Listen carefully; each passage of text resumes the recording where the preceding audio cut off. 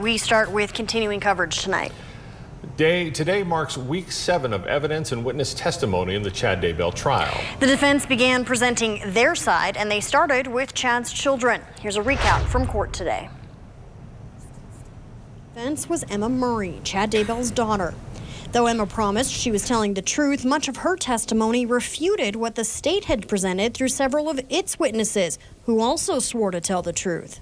Emma said her mom was an introvert who didn't confide in people and that her health seemed to be going downhill. What can you tell me in general about your mother's health in the last year or so? Her health started declining.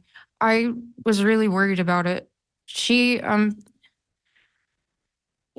always been one to be able to meet the demands of daily life without being exhausted. And she started going to bed at before dinner some nights. It would be 5, 6, 7 o'clock at night. And she would sleep in too if given the opportunity. Emma claims there was a faculty meeting at the school where she and Tammy worked, and the insurance company was present. They were offering competitive, cheap rates. So Emma says she and Tammy upped their life insurance policy amounts, claiming Chad didn't know. We were sitting at a table and filled out the paperwork together. We both signed to take out more life insurance on ourselves, and we did not consult with our husbands. But in cross-examination, the state showed Emma the insurance form, which had Chad's signature.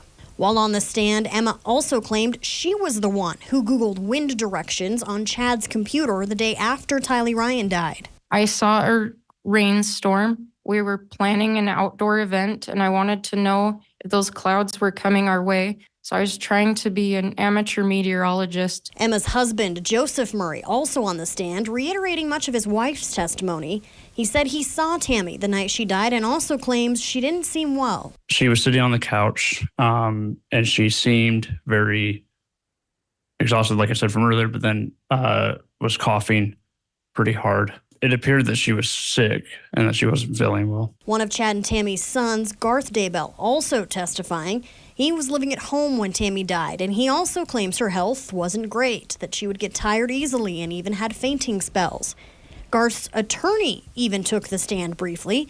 There was a discussion about a second grand jury Garth testified at, and there was some debate about whether it was for him potentially being charged with perjury, which he never was. But Garth claims he was pressured by the prosecution. It was made pretty plain that I needed to change my story to fit theirs.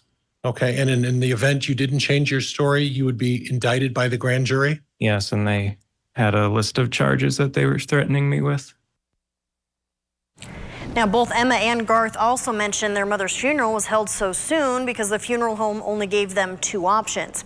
Emma's husband, Joseph, will be back on the stand tomorrow for cross-examination.